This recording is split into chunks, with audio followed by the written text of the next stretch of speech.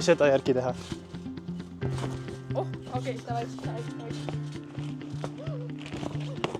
1/10. Kuule, mis sul hakkas nüüd? Eva, too mu dressikas.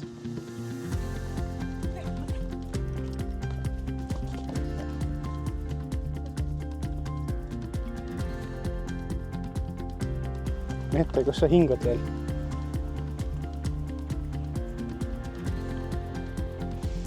Joo, väga hea.